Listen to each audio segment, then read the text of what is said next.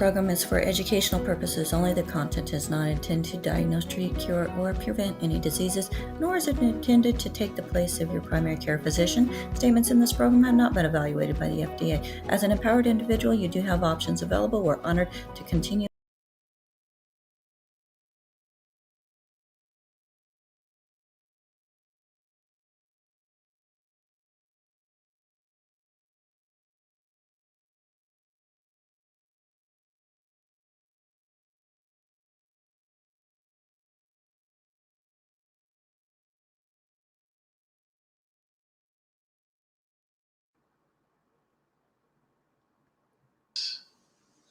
Pharmacist Ben. Tell me when we're live and ready to go. You know, Pharmacist Ben, we are live. Oh, you're waiting for. Oh, I thought you were going to do some kind of intro or something, or theme that music, was, or rock and know, roll. You need no introduction. Okay. The world knows the great Pharmacist Ben, and they know your story even. They know my story. Becca tells it every Friday. We're going to hear it tomorrow again, too, probably. Well, actually. About how I got fired from Kmart, and I just wasn't cut out to be Kmart material. Actually, I may need to tighten mine up because I'll be the one giving that. Oh, you're going to do it tomorrow. You're going to do it tomorrow? It's just you? Likely. All right. Well, and I'm sorry for the delay here. At least I wasn't talking to my girlfriend and saying obscene things. That's good. So, okay. Anyway, you guys were gonna do Daily with Doc show. We were gonna do AJ Bright Bites. It turns out that due to Rebecca's move and such, we could do both together. So this will be an AJ from Pharmacist Ben Bright Bites combined with the Daily with Doc, and I'm honored to be doing the Daily with Doc. It's really, I can't tell you how satisfying and how validating it is to be able to do Daily with Doc. Doc's my nutritional hero and mentor, and to be able to fill in for him, which I've been doing for many years, actually, it's just, I can't even tell you what a wonderful honor it is. So thank you, AJ and Longevity and Doc and Rebecca and everybody who is involved with the Daily with Doc program. Let's let her rip. We got questions. I know I always talk a little bit and then we have questions and I never finish the questions. So let's just do questions today. We'll just make sure we answer everybody's questions. That's gracious of you. I'm going to start with one that might be a bit of a layup for you. Yeah. This one says, does anyone have or found a good product to get rid of acne? My daughter struggles with it and nothing seems to help. Okay, gotcha. And I have been doing skincare for many years, and I've been doing acne for many years. I can tell you a couple things about acne. First of all, nobody should have it. It's a sign of a metabolic, that is biochemistry, dysfunction. And as soon as you correct the dysfunction, the acne disappears, gone forever, without any benzoyl peroxide, or tetracycline. I don't know if we have somebody's not mute on there. That's me. That's on your side, sir. It's on my side. Can you hear that? I don't really hear anything. I heard it briefly. Yeah, I don't. Hang on a second here. Hang on a second, my friend. Hang on a second. Whoa, all right. So we just lost Ben Fuchs, but no worries, folks. He will be back. And as he was telling us, the benefits of benzoyl peroxide do not compare to the benefits of nutrition. And he's going to be back with us very shortly. And I just want to say hello to our folks on YouTube.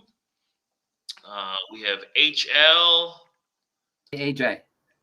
Thanks for being back, Ben. All right, good. So let's talk about acne real quick, because that's so frustrating for people and it's so unnecessary. Acne can disappear forever if you understand what the condition is and you understand what the causes are. So simply put, there's two different types of acne. There's actually more, but there's two basic types of acne. And one of the hardest things about dealing with acne, and dermatologists have this problem as much as lay people, is we don't distinguish between these two types of acne. The true acne, real acne, is a condition that occurs mostly along the T-zone.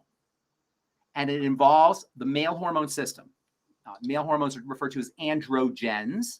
And so this type of acne is called androgenic acne. and it happens in women and girls as much as it happens in boys. It occurs in puberty when there's a surge in androgens and male hormones. Now, again, it's not just boys. Women have surges in girls, I should say, have surges in androgens too. So this is true acne. Everything else is faux acne, imitation acne, not real acne. And one of the mistakes that dermatologists as well as lay people and skincare professionals make is they try to treat faux acne as if it was real acne or true acne. And patients end up extremely frustrated, and they end up with a big red mess, and oftentimes side effects from the medication that are given for faux acne, faux meaning fake, or pseudo acne, you can call it. So true acne, it appears in the T-zone. It involves three main factors. And I'll tell you how these three factors can be addressed and what the causes of these three problems are. But number one, it is a rapid division of cells inside follicles. I'll explain this in a moment. I just want to tell you the three causes. Rapid division of cells inside follicles in combination with excessive secretion of oils within those follicles, in combination with bacteria that get trapped in those follicles. So there's three factors. Number one, we call it hyperproliferation, rapid growth of skin cells. Number two, hypersecretion of skin oil or sebum. Number three, bacteria being trapped inside of the follicle and then proliferating. Those are the three factors that lead to androgenic acne, which is marked by the appearance of what are called comedones. Comedones are the technical word for a pimple. Okay, so we call this comedogenic acne. You may have heard the term comedogenesis. Sometimes people say, oh, are these products comedogenic and non-comedogenic, meaning that they don't cause these plugs. Now, that's a whole nother story, and it's not totally accurate, but I'm not going to digress. I just want to talk about the three major causes of traditional androgenic male hormone comedogenic acne. Number one, hyperproliferation of cells inside the follicle. So let's talk about that real quickly. You have on your skin a bunch of holes.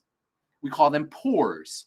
And if you look under a special lamp or a magnifying device at your skin, you'll see these holes, these pores. Some people have bigger pores, some people have smaller pores. In fact, pore size is oftentimes one of the complaints that people have when they want skincare procedures done. They complain about too big, their pores are too big. And that can be addressed too, and I can talk about that later. But for now, I just want everybody to understand you have holes in the surface of the skin. I think of them like rabbit holes, or the openings to rabbit holes, these pores in the surface of the skin. You can think of the opening, if you look on the ground where there's a bunch of rabbits, you'll see holes in the ground. But those holes are just where the rabbit enters. Underneath the hole, you have a rabbit, like a cave where the rabbit goes in. On the skin, that's called a follicle. So you have a pore in the opening, and that leads to a follicle, which is like a rabbit hole. Does that make sense? You have an opening, and then you have a follicle. Those follicles are lined with cells, like every other part of the body is lined with cells. So you have a pore that the rabbit's going to go into. You have a follicle that the rabbit lives in. So far, so good. I'm using, you got to say yes or no, AJ, because I can't see anybody. Okay. Now, that follicle is lined with cells. And when those cells divide very rapidly, I'll tell you why that happens in a minute, and they secrete proteins as they're dividing, plugs can form. This is the beginning of an acne pimple or a comedone. You have cells that line the follicle. They divide rapidly due to dysfunctions, which we'll talk about in a second. And as they're dividing, they're secreting proteins. These proteins and these cells clog the pore. That's the beginning. There's also a little oil gland inside the rabbit hole, inside the follicle. That oil gland pumps out skin oils, which is called sebum. So if you have rapid division of cells inside the follicle, you get a plug. Then you get secretion of sebum, and if that sebum is being secreted in great abundance, now you've got a plug with a bunch of oil. You got a problem now. There are bacteria that live on the skin traditionally and live in the rabbit hole. When those bacteria become trapped inside that plug and the oil is being secreted, now these bacteria have an opportunity to proliferate because they love oil. They eat oil. The oil feeds the bacteria, and these bacteria don't like the light, and they don't like oxygen. We call them anaerobic bacteria. And now you've got a plug, a bunch of oil, and a dark, oxygen-free place for these bacteria to proliferate. This is how a pimple develops. 3 factors: hyperproliferation of skin cells, they're called keratinocytes, by the way. In combination with deposition of protein, you get a plug. Hypersecretion of sebum from the oil gland that lives in the rabbit hole, lives in the follicle. Now you've got an oily plug. Bacteria that get trapped inside that plug now have an opportunity to have basically an all-you-can-eat buffet with no oxygen and nothing in the dark, nobody bothering them. And they go to town, and that's where you get your typical pimple. This is important because you can't deal with your pimple unless you address the 3 factors. If you go to the doctor, the dermatologist, what are you going to get? You're going to get an antibiotic. All that's going to do is kill the bacteria. That's not going to do anything for the problem. The bacteria are not the problem. They're the end result of the problem. This is why bacterial strategies are hardly ever work, or antibacterial strategies hardly ever work. Okay, you got to nod your head because I can't see if this is making sense. I'm hearing you. I'm with you. Okay, so there's 3 factors for dealing with acne. Number 1, you got to control the growth of skin cells. Let's talk about that. What causes skin cells to hyperproliferate, to grow fast, to grow out of control? Okay, and this is really interesting because the default state for a cell is growth. It actually takes work and nutritional resources to put the brakes on growth. The growth is the default state. That happens automatically. Breaking the growth, putting the brakes on the growth, suppressing, slowing down, inhibiting hyperproliferation, that takes nutrition. That takes work. The most important nutrient for stabilizing, normalizing, slowing down hyperproliferation of cells, all cells, not just skin cells, all cells, is vitamin A. And this is why vitamin A is the treatment of choice, the nutritional treatment of choice for dealing with acne. Not just vitamin A in terms of the nutrient, but also prescription vitamin A applied topically. Prescription vitamin A, it goes by the name retinoic acid or retinol. Retinol doesn't require prescription. Retinoic acid does. They're very similar in their effects. This is why people put vitamin A on their skin for acne.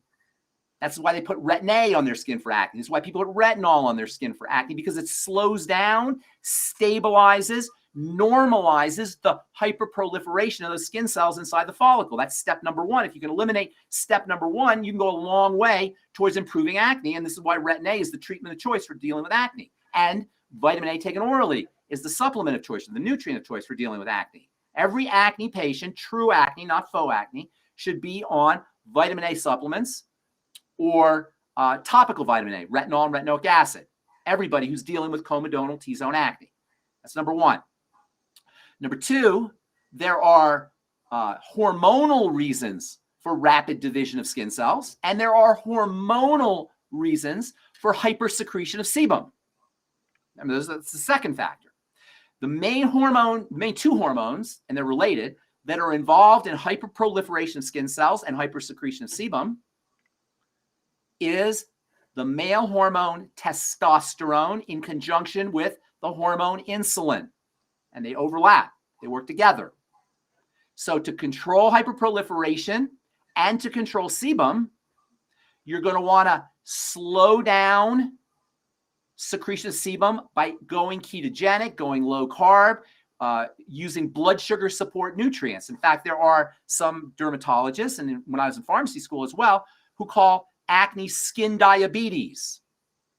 And in pharmacy school, back in the old days when I was in pharmacy school, we used to use anti-diabetic medicine to treat acne, because anti-diabetic medicine slows down insulin secretion, makes the body more responsive to sugar. And that will have an anti-sebum effect, and that will have an a slowing down effect on the proliferation of skin cells. So the second thing you want to do is you want to treat yourself like a diabetic and use nutrients that support blood sugar. When I say treat yourself like diabetic, I mean going ketogenic, going low calorie, eliminating sugar, refined sugar, starches, etc., which we should all be doing anyway. And it's interesting because teenagers oftentimes are eating crazy amounts of these kinds of foods.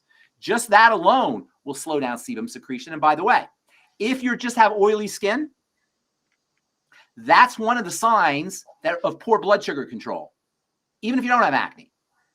So oily skin should be also treated as a blood sugar issue and a stress hormone issue. Those two overlap as well. So how do you slow down sebum secretion? Well, number one, by going low carb and treat yourself like a diabetic. Use your sweeties and ultimate niacin and ultimate selenium and MSM sulfur, all the diabetic things. And then work with your male hormone. There's a couple things you could do for that.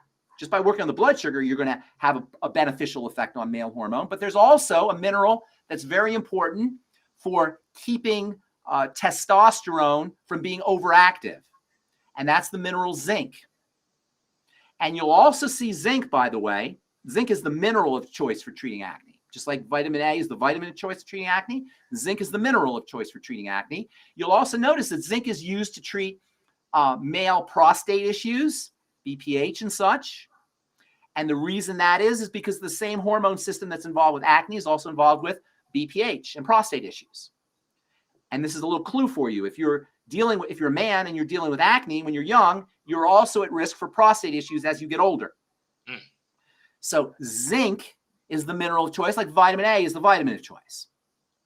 Now, there are also other nutrients that you can use for helping stabilize testosterone, in addition to the blood sugar control nutrients, and in addition to using zinc. There are also strategies that involve essential fatty acids, particularly the ones you get in the Ultimate EFA, an essential fatty acid called GLA, omega-3 essential fatty acids. Both you'll find in your Ultimate EFAs, and your androgenic acne patients should also be in the Ultimate EFAs. So basically, we're looking at the healthy blood sugar pack here with a few other extra nutrients. You notice we didn't say anything about skin here. We're talking about hormones. We're talking about chemistry. We're talking about blood sugar. We're talking about the internal metabolic milieu. Most doctors, dermatologists, skincare professionals will try to treat this thing topically. And this is why we fail for the most part. There's things you can do topically, but you're not going to get rid of the acne permanently by treating just topically. So you got to go with a blood sugar control, and you have to go with stabilizing the growth of skin cells. Vitamin A's partner in crime, if you will, is vitamin D. Vitamin A and D work together. So using vitamin D as supplementally or getting out in the sun, which is the best way to get your vitamin D, will have a beneficial effect for your acne patient. And some accessory nutrients for helping stabilize testosterone, male hormone, as well as sebum, are selenium, the ultimate selenium, which you'll get in your healthy blood sugar pack. The aforementioned essential fatty acids, ultimate EFAs, and then chromium, vanadium, which are your sweeties, which will also help you with blood sugar.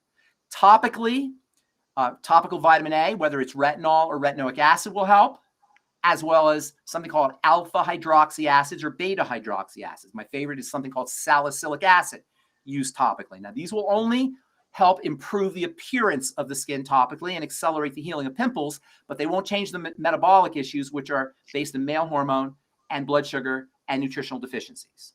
Now, all of this is for true acne, androgenic acne. The second type of acne, you can call pseudoacne, gets treated like acne, but it's not acne. This is rashes and bumps that appear on the side of the skin or the side of the face, on the cheek area, sometimes on the jawline area, sometimes even on the side of the nose area. Usually, if they're rashy, red, in biochemistry, we say they're macular, referring to flat rashes, rather than papular, referring to pimples. This is not acne, and it should not be treated as such. And if you do, you will fail. And like I say, you'll end up with a big red mess, or your patient will end up with a big red mess on their face. This is a condition that involves the immune system, especially via digestive toxicity and leaky gut. This is a food issue and a digestive issue, and you need to treat it that way. That is, food diary, eliminate problem foods, use nutritional support for the digestive system, which of course are the nightly essence, the ultimate enzymes, the I-26, Dr. Aria's liver cleanse, the ultimate microbiome. You treat this kind of acne as a digestive issue, not a T-zone or acne issue. It's an immune condition. If you try to treat it with retin-A and benzoyl peroxide and alpha hydroxy acids and chromium, vanadium, and sweeties, you're not going to get good results. But if you treat it with eliminating problem foods and digestive support, almost immediately you'll start to notice benefits. And within, depending on how severe it is, within 4 to 8 to 12 weeks, it can be completely gone, never to appear again. And the reason this is important is because the same immune and inflammatory condition that's causing the breakouts is also leading to inflammatory conditions that could be worse down the road, including inflammatory conditions that involve the lymph, inflammatory conditions that involve other aspects of the immune system, overall immune inflammatory conditions that can lead to other health challenges. So this is much more than a cosmetic issue, this kind of faux acne or pseudo acne that appears on the side of the face versus the T-zone. Now, there's also sometimes people have both, in which case you got to do both. You got to address it androgenically with the male hormones, as we just explained, in addition to foods. The most likely foods, and I say the most likely foods, but it could be anything, but the most likely ones are going to be beans of all kinds. And that includes that includes nuts, peanuts, I should say. Peanuts or legumes, soybeans, pinto beans, kidney beans. Beans in general are a big, big problem for a lot of people. Flour and grains, eggs, eggs, dairy. Those are the big problems, but it can be anything. That's why food diary is so important, as well as digestive support. Nobody should have acne. If you address true acne, comedogenic acne, with nutritional supplementation, blood sugar stability, using diabetic strategies, it'll go away forever, never to appear again. If it's faux or pseudo acne, immune acne, inflammatory acne on the sides of the face, if you correct the digestive issues and you use digestive support supplements in addition to food elimination, it'll disappear forever, never to come back again. And by the way, if you eliminate foods and your skin clears up, you can have those foods once in a while once you're cleared up. You don't have to have zero tolerance, but you can't have them. You can't have it a lot. But you don't have to feel like I'll never be able to have beans again, because once you clear it up, you can have these foods once in a while. But while you're trying to clear up the condition, you want to go zero tolerance. Okay? Ben, yeah, you know what, Ben? That was the easy question. Okay. So now, and I appreciate, I can't see. Do other people? Do we have questions on that? We have plenty of questions on that specific. I mean, we could kind of tie in what can we do for psoriasis, but I actually would like to. You want to move on? We can do psoriasis later. Psoriasis, by the way, is very easy. Psoriasis is an autoimmune disease. An autoimmune disease is when part of the body looks distorted to the immune system, and then the immune system attacks that part of the body.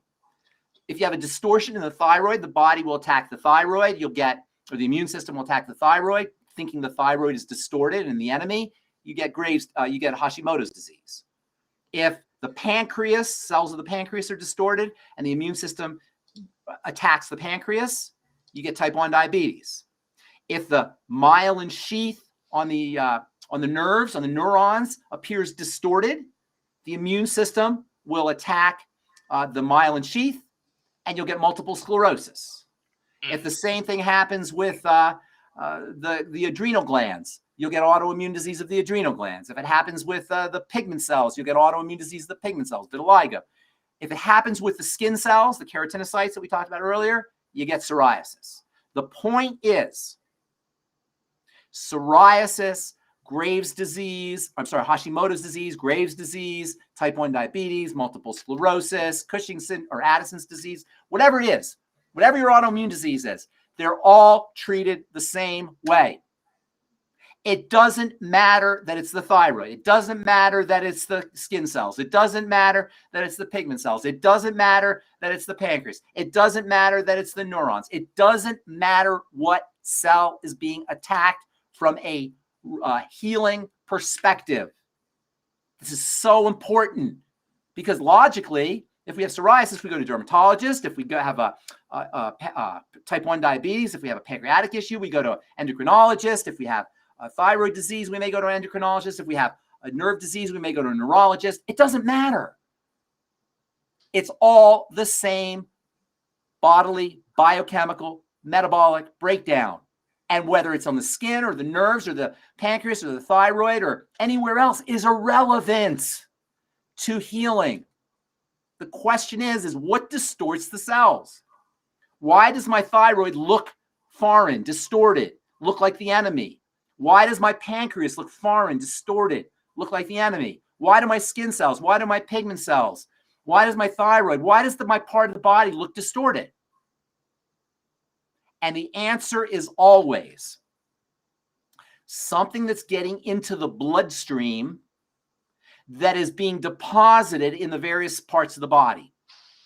So the question then becomes, how do things get into the bloodstream? Well, there's only two ways. Number one, if you inject things through your skin, it can get into the bloodstream. And guess what? People who inject things through their skin, whether it's illegal drugs or whether it's vaccines, can get autoimmune diseases because now they've injected things into the blood. But for the most part, the way toxicity gets into the blood is through a leaky gut, through the intestine.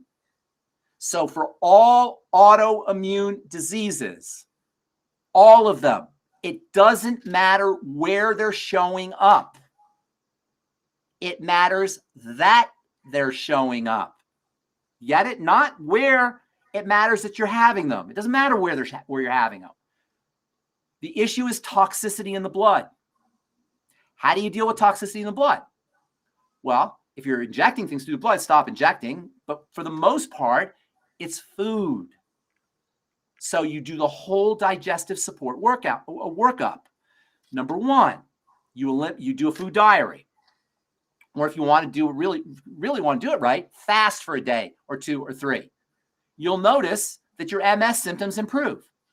You'll notice that your psoriatic plaques improve. You'll notice that your thyroid function improves. You'll notice that whatever your autoimmune symptoms are, when you stop the stream of toxicity that's entering into the bloodstream through a leaky gut, your symptoms will improve. Now, depending on how far down the rabbit hole you are, it may take longer, but for most people, it'll take within a few days to a week before you start to notice differences. Now, you have to eat eventually, obviously, but when you start to eat, you eat carefully. You keep a food diary. You chart everything you eat with your symptoms. Your symptoms, your autoimmune symptoms, and your digestive symptoms. So you notice every time I eat corn, every time I have oats, every time I have beans, every time I have milk, every time I have ice cream, I bloat, I have gas, I have discomfort, my plaques get worse, my pain gets worse, my inflammation gets worse. Whatever the markers are, you compare your foods, the foods you've taken in with your symptom markers, and then you start to eliminate foods. At the same time, you strengthen the digestive system. Number one, with nutrients that improve digestion, the ultimate enzymes are a must-have. The nightly essence, the ultimate microbiome, Dr. Aria's liver cleanse, the daily digest, which has now come out, I heard, we have it back up. Anything for digestive support. And then you want to strengthen the intestinal lining. Remember, this is leaky gut. This is caused by leaks in the intestine. So strengthening the intestinal lining is also important. This is for all digestive health issues, which are really all the beginnings of all health challenges, but specifically for this psoriasis patient. So you strengthen the digestive lining, and that is using collagen support, your healthy bone and joint pack, your collagen peptides, collagen powder, the glucogel caps. Anything that builds collagen, that builds connective tissue, will help strengthen the intestinal lining. And then for skin issues, especially psoriasis, fats. The skin is a fatty organ. So fats are very important, particularly ultimate EFAs, especially omega-3s, and fish oil, or cod liver oil specifically. Vitamin A, retinoids that we talked about earlier, retinol, retinoic acid, and vitamin D. Vitamin D is so important for the psoriasis patient that even dermatologists, if you go to the dermatologist, they'll put you under a sun lamp so you can get vitamin D. but you don't need a sun lamp. You can just go out, lay out in the sun, as well as use vitamin D supplements. And you can also use vitamin D topically by either breaking open a capsule or at Truth Treatments, which is my skincare company, we have vitamin D, topical vitamin D that you can use. So vitamins A and D, omega fats, ultimate EFAs, especially omega-3s, and cod liver oil. The minerals zinc and selenium. By the way, dandruff is also treated this way. Dandruff is very similar. In fact, Head and Shoulders is zinc. And Selsun Blue is selenium. And these are all the same kind of health challenges. They're all dealt with the same way, topically as well as internally. And that's for all autoimmune disease, not just for psoriasis. And it's really for all skin issues, acne and dandruff included, and anti-aging for preventing wrinkles and preventing fine lines. And then topically, for treating psoriasis, you do the same thing as topically treating acne. Remember, acne is a hyperproliferative condition, cells dividing really rapidly. Psoriasis is the same thing. In a way, psoriasis is very similar to acne. It's cells dividing really rapidly. You don't have the oils and the bacterial involvement, so you don't have the pimples, but you got that same hyperproliferation. This time it's appearing in plaques on the skin rather than in clogs inside the follicle. But it's the same thing, same kind of treatment. Vitamin A, vitamin D, essential fats, food elimination, keeping your blood sugar stable. What you're going to hear, and you're probably hearing this already if you've been listening, is we say the same thing over and over again. Digestive support, blood sugar support, stabilize insulin, use your fatty nutrients, eliminate problem foods. This is general good health strategies, no matter what your health challenges are. And even if you don't have health challenges, just to stay healthy and to live a good, long, strong, productive life. All right? Pharmacist Ben, just again, it's just a course. Wait till I take all the transcripts, and you wait till you see what happens with all your transcripts. So anyway, okay. So we have let's try and deal with the biggest question that we have of the day, and I don't know if there's much we can do, but there's a woman concerned about a friend whose baby is in utero and has congenital diaphragmatic hernia. Okay, so that is a birth defect that's occurring inside the womb. There's a couple things about that. First of all, there isn't much you can do with that aside from surgical procedures, which they do now. And there are some interesting fetal surgeries that can be done for that. In utero, they're going to do the surgery. In utero, yes, in utero. There are strategies that you can use in utero for addressing this kind of condition. They do all kinds of really cool surgical procedures, just so you know, these days. So you're then saying that doctors have an important purpose. Doctors do for surgical procedures, absolutely. For like emergency kinds of things. The treatment is really kind of an interesting in utero treatment. Fetoscopic occlusion, they call it, FETO, fetoscopic endoluminal tracheal occlusion is technically the name of the surgery. They call it FETO, FETO. And that is a really interesting procedure. And you're right, surgeons can do incredible things. And while we rip on physicians when it comes to treating chronic long-term degenerative diseases, that's not what this is. The real concern I would have, though, is for this to occur, there has to be something pro-inflammatory or nutritionally deficient in the mom. The mom has to be suffering from some kind of nutritional deficiency or some kind of chronic inflammation. And that would be my big concern here. The only thing you do for the baby is going to be this FETO procedure, depending on how severe it is this FETO surgical procedure. But I would be more concerned about the mom taking care of herself. And this is true for all pregnant women or women who are thinking about getting pregnant. You want to be packed, loaded, saturated, dense with good nutrition. You want to be taking 100% care to have zero tolerance for pro-inflammatory foods.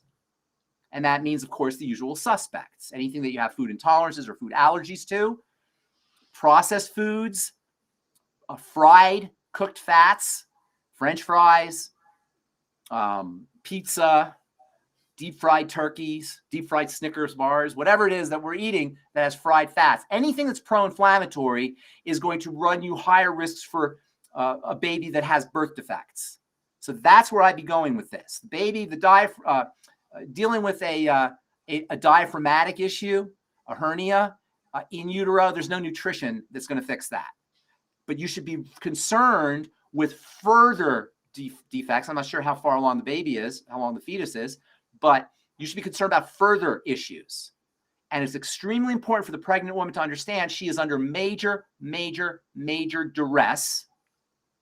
And if she's nutritionally deficient, that means the fetus is going to be nutritionally deficient, and that implies birth defects. Doc is freaks people out sometimes when he says there's no such thing as a genetic disease. And he's right, even though obviously in utero, if you don't have the biochemical milieu that the fetus is living in is not set up correctly, there's going to be genetic defects. But those genetic defects are secondary to nutritional deficiencies and toxicity inside the body of the mother. So yes, there's no genetic diseases that are, in the sense, everything's genetic. But you can't say this is hereditary, this is just in my genes. That's what Doc means. You can correct the milieu that the genes are developing in. Genes need nutrition too, like every other part of the body. Genes need a clean environment to do their work like every other part of the body. So the way you deal with these kinds of conditions, and this mom should be very cognizant of this, because the fact that the baby or the fetus is already dealing with some kind of congenital issue means that the milieu or the environment that the fetus is growing in doesn't have what it needs. It's not conducive to healthy fetus. So mom has to be very careful about supplementation and about toxicity. That's really where I would be going with this. As far as the hernia goes, that's not really a nutritional issue. That's going to have to be addressed surgically. Okay, quick question about that. Is this diaphragmatic hernia, if it weren't corrected by surgery in utero, is this something on its own besides the No, it's not going to heal itself. Is this something that's going to be problematic for this yes, child? Yes, it could be problematic later on. Problematic as in life shortening? It could, anything can happen, yes. It could involve the organs. It could involve the health of the organs, for organs to develop. The fetus is not developing properly. Okay. Gotcha. So it's not like the congenital hernia itself is going to lead to other things, but the same problem that's causing the congenital hernia could be causing other organs to not develop as well as they should. You're the man. Deborah Smith has a question. How could a person reverse symptoms of long-term oxycodone uses? Okay. And they've had 10 surgeries. They're feeling very lethargic and confused and complete brain fog. Yes. First of all, there's going to have to be a lot of willpower that's involved, because when the body goes off of pain pills, you can think of pain pills like a mousetrap, pushing down the spring on the mousetrap. So the body has pain, that's just a symptom.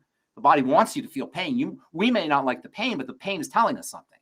So what we're doing is we're pushing the spring down on the mousetrap, right? That's what the oxycodone and the pain pills are doing.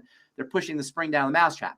As soon as you remove the oxycodone, boom, the mousetrap's going to spring, or the spring is going to jump.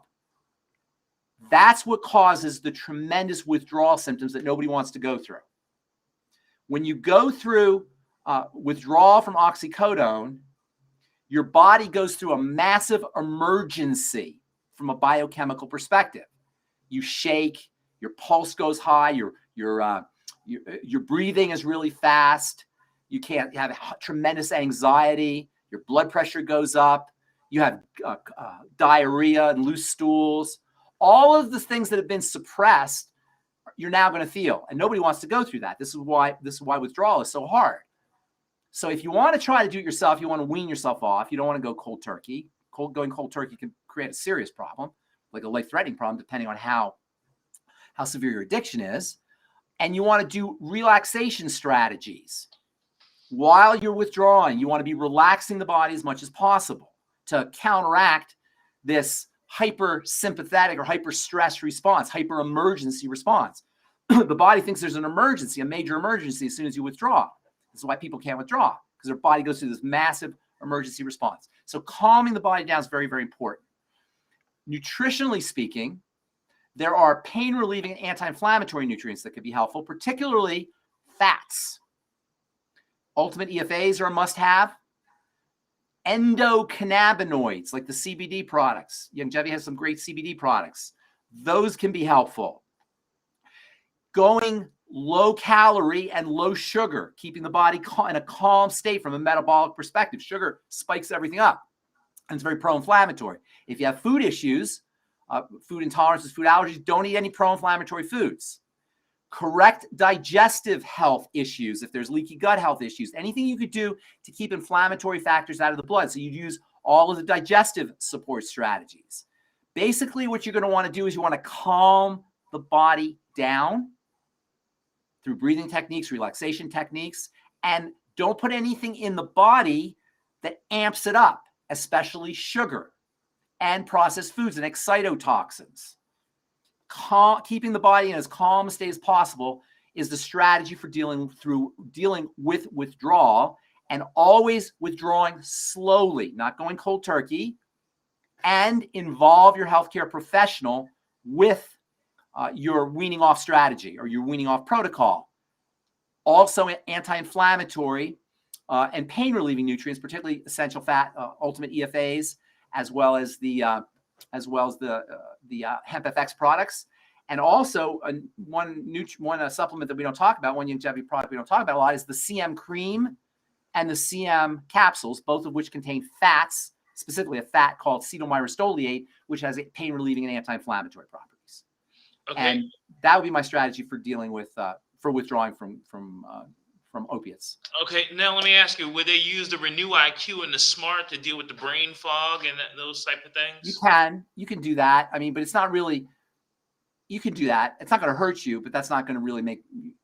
It's more significant to keep the body in a calm, relaxed state and not put anything into the body that hypes up the biochemistry. Synaptive and brain health products, like you mentioned, those aren't going to hurt for sure, but that's not going to be directly involved in the weaning off process. Okay. And then we have a 79-year-old man whose feet are swelling. Okay. And wants to know what swelling. Yeah, swelling feet is a very common sign of poor circulation. When you think about the circulatory system, it's a tube, basically. Simply put, you just think of it like a tube. It's much more complicated, obviously, than that. But think of a tube. As the blood circulates, it has to have enough push in order to circulate. Once it becomes sluggish, usually due to toxicity in the blood, it can also have to do with kidney problems as well as dehydration. There's a few things that can be involved, but usually it's toxicity in the blood. It could have to do also with poor heart function. The fluid does not move with facility. It kind of slows down as it's moving. And as it's slowing down, leakages are more prone to occur. Those leakages from the vessels, the blood vessels, into the tissues are perceived as swelling. The swelling is a sign of fluid that's leaking through the blood vessels because the blood is not circulating appropriately.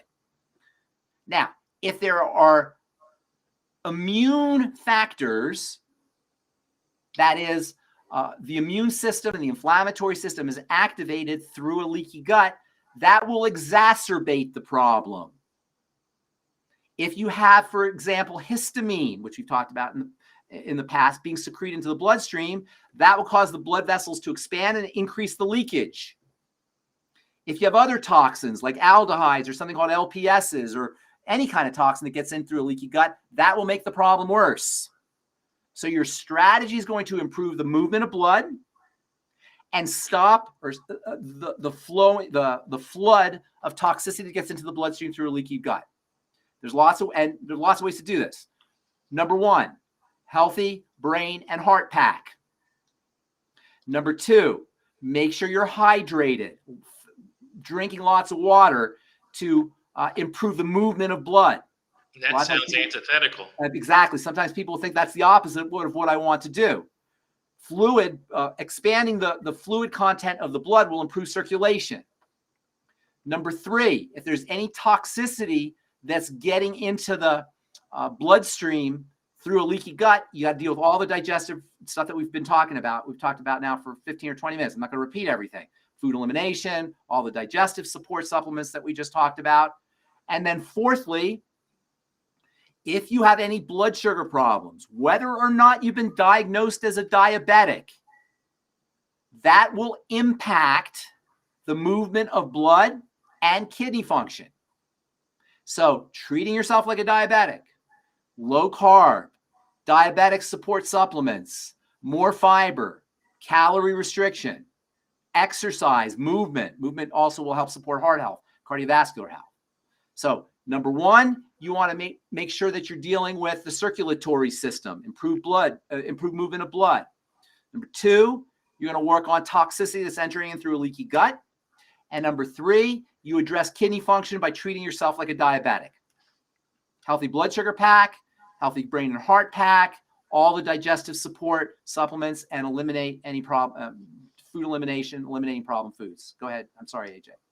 What about when we hear about edema, or sometimes when we hear about swelling, they mention congestive heart failure. Yes. Are the B's involved here? Absolutely. That's the Healthy Brain and Heart Pack. Absolutely, 100%. Yeah, your B vitamins are important for all the energy processes. B vitamins are involved in how the body turns food into energy. So anything that involves energy, whether it's just flat out fatigue, whether it's a poor functioning systems that require energy, a lot of energy, like the heart and the brain and the immune system functioning less than optimally, always look at energy nutrients. The B vitamins are your energy nutrients. So yes, for all cardiovascular health issues, the B vitamins are extremely important. In fact, the B vitamins are probably more important than anything you do to deal with cholesterol, working with the B vitamins because of homocysteine as well as full-blown cardiovascular function. Also, there are nutrients which are in the Healthy Brain and Heart Pack that have specific roles to play in heart health, including magnesium, vitamin E, and coenzyme Q10, all of which you'll find in the Healthy Brain and Heart Pack. All righty. Well, Pharmacist Ben, you're doing really good on time today. This is pretty. Yeah, okay. This is pretty good. I mean, I still have more questions than we're going to be able to get to. Okay. However, we can do. We got 14 minutes or 12 minutes. I'm pretty impressed with you today. Thank you. So Deborah. I live to impress. That's why I'm here. That's right. I'm here to impress. So That's right. I'm glad I'm doing a good job. Okay, so we're gonna go to this one. Julie called in earlier today and mentioned that she had 7 compressed vertebrae. And they have been proved in this year that she's been dealing with the longevity products, but she's wondering what she can do to kind of help accelerate the repair of these compressed vertebrae. Healthy Bone and Joint Pack. Treat yourself like a diabetic. And I would be taking glycation, which is the reaction that sugar has with tissue, can accelerate the breakdown of connective tissue and collagen, which can totally jack up the vertebrae as well as connective tissue in the skin or connective tissue in the bone or anywhere where you have connective tissue in the blood vessels. So Healthy Bone and Joint Pack. Bone soup, by the way, is great for dealing with these kinds of issues. Make sure you're using bone soup. You might want to consider the Hemp FX just for the pain. The CM cream and the CM capsules also for the pain. Those can be helpful. And then if there are any causative factors, specifically, in addition to blood sugar, digestive issues, and remember, leakage of histamine, mast cell activation syndrome, dysfunction of the bile system, all of these can exacerbate inflammatory conditions. We spent a lot of time, I think last Friday, talking about bile and its relationship to fats and fat processing. There are fats, little tiny fatty molecules, that are associated with inflammation and inflammatory pain. And so working with the fat system, fat processing system is also important. That's where Dr. Ariaz's liver cleanse comes in. That's where all the digestive support strategies that we talked about come in, including the nightly essence and the daily digest, the ultimate microbiome, and the I-26, especially if this patient knows that she has digestive issues, which sometimes we know, sometimes we don't know. But if you know you have digestive issues, that gives you a nice marker that you can work with. Okay, Ben, Sherry, our teammate Sherry brought in a question. Thank you. About a woman who's 65 and has MRSA after undergoing back surgery. Okay. What can she do? Yeah, that's a bacterial infection. That's not really a nutritional issue. However, that being said, you can support the immune system and help the body handle MRSA or handle the bacteria. MRSA is methicillin-resistant Staph aureus, MRSA, MRSA. It's a bacteria that's resistant to penicillin. And this is a big problem, bacterial resistance. I remember in the 1980s in pharmacy school, we learned about how bacterial resistance is going to be a problem in 40, 50 years, and we're now experiencing that. And it is a serious problem because there's MRSA, you can't use regular antibiotics. You got to use super heavy-duty antibiotics, which is what they usually do. And that will completely whack out your microbiome, your digestive bacteria, your intestinal bacteria. So you want to use all the intestinal support strategies, particularly the nightly essence, laying off foods that have a negative effect or a suppressant effect on good bacteria, processed foods, chlorinated water, that kind of thing. FODMAPs foods, which can throw off bacterial population. Treat yourself like you have a digestive health issue and reduce the load on the immune system. Reduce the load on the natural immune systems, on the immune system's natural work so that it can deal with the excess bacteria from the MRSA. Now, there are also nutrients that can support the immune system. Vitamin C, of course, is the king of immune nutrients. You get that in the Beyond Tangy Tangerine. The Ultimate Selenium has immune boosting properties. The B complex can also help with immunity. I love an amino acid derivative called NAC, which you've heard of. I forgot which one of our we have a couple products that have NAC, but you may want to consider super high doses of NAC. And then just do everything you could do to keep the body's nutritional and immune resources dedicated towards the MRSA and not towards processing foods and other toxins that are getting into the bloodstream. Conserve your nutritional resources in addition to using nutritional support for the immune system, as well as nutritional support for the digestive system and food elimination strategies. Okay. I'm not sure, but I think this reverse product has NAC in it. There was one, yeah, it's the one with resveratrol. It's called, is it the de-stress? No, it's not called the de-stress. Maybe Becca knows. Maybe she can chime in. It's RYL Beta 500 has the resveratrol. No, there was one that has NAC in addition to resveratrol. I forgot which one it is. But we can. It might be the cell. Yeah, it might be the Cell Shield actually. Thanks, Sherry. Okay. I did have one question about what you were saying. You know, sometimes when you speak about antibiotics, Doc kind of refers to, and I've heard you differ on this. Doc refers to colloidal silver as one that kills all bacteria. Yeah. Is that accurate, or what? Well, yeah. It's not a strong antiseptic. It will kill bacteria, but it's not like super strong. I use a lot of colloidal silver in my skincare business, and it's not an incredibly powerful antibiotic. But you don't really want incredibly powerful antibiotics because you have good bacteria. What's neat about colloidal silver is it kills the bad guys, but not the good guys. So that is the advantage to using colloidal silver. And that might be something she wants to try for MRSA, but MRSA is by definition super powerful. Yeah, it's so resistant. So it's not like you're going to cure MRSA with colloidal silver, but it wouldn't hurt. Okay. So my leader, Becca Dukes, who's out on YouTube, brought in a question from Facebook. Can you ask what helps get rid of eye floaters like clouds, not the black dots? Yeah.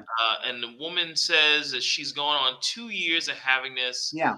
Ophthalmologist. You don't get rid of eye floaters any more than you get rid of cracks in your windshield on your car. It's just like saying, oh, I got cracks in my windshield. How do I get rid of them? How would you get rid of cracks in the windshield of your car, AJ? What would you do? Replace How'd the you get rid of windshield. them? You had to replace the windshield. You can't get rid of cracks. What you're experiencing as eye floaters is deterioration of what's called the vitreous humor in the center of the eye. The eyeball is made up of a jelly-like substance. The ball itself, the eyeball itself, is a jelly-like substance, and this jelly-like substance changes shape as we get older, and clumps of various connective tissue fibers. You actually have, that jelly-like substance is actually connective tissue, and clumps of collagen start to form. The collagen deteriorates, and you get little clumps of collagen inside the eyes. The vitreous humor is actually breaking down. So what you want to do is you want to use your collagen building strategies to deal with the floaters. You can also, by the way, get these floaters if you have trauma or injury to the connective tissue inside the eye.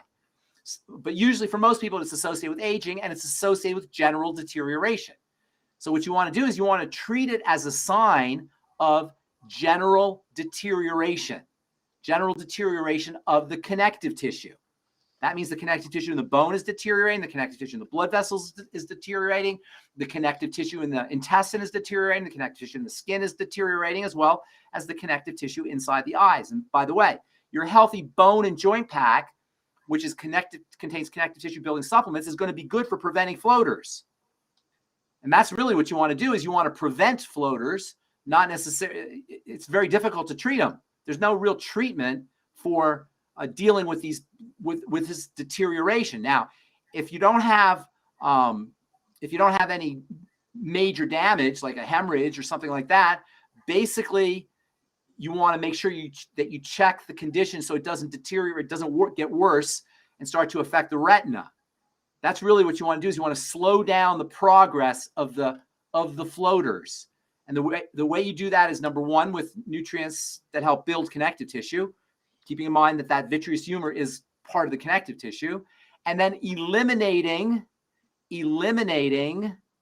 anything that exacerbates or accelerates connective tissue deterioration, which means toxicity from foods, as well as sugar.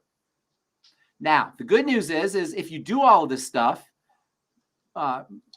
these floaters, they're technically they call vitreous floaters, or I forgot the technical name, but vitreal deterioration can sometimes get better with these kinds of strategies. As far as completely eliminating them, I don't know that you're going to completely eliminate them with a nutritional protocol, but you can slow down the progress with a nutritional protocol. And it is something you want to go to an ophthalmologist for, because you don't want permanent vision loss, or you don't want retinal damage. It is definitely something that you want to go to a ophthalmologist for, and you want to make sure that you don't have any detachment issues. The detachment is really where you're going to run into a big problem. Some of our health coaches are on Rumble because we're not in Zoom like we will be tomorrow. Yes. And one, I'm not sure who Synergy Mom is, but she said Reverse has NAC. And then Jill, you know Jill. Yeah. She says True to Life Daily Detox has NAC, and so does Reverse. Okay, good. Those are all good things then. Yeah. Well, Ben, we're at the top of the hour. I have another question, but I'm going to see you tomorrow. We can do that tomorrow. Yeah, we can do that tomorrow. I may be hosting tomorrow. What do you think of our Ben's Bites Daily with Doc? Love today? them. I want to do more. Oh, today? Today's Yeah, great, but I want to do more of them with you, like the little 2-minute ones. Okay, I'm going to bring Sherry on the screen with us. Sherry helped us out today. Hi, Sherry. And brought in some questions. And Ben, you're the man. It's always great to see you. And we will see you tomorrow, everyone, on Daily with Doc. Thank you, guys. Actually, Pharmacist Fridays on Daily with Doc. AJ, you rock. Rebecca, see you tomorrow, I hope, or not. I hope your move's going well, and thank you, everybody, for watching. Bye. Thank you.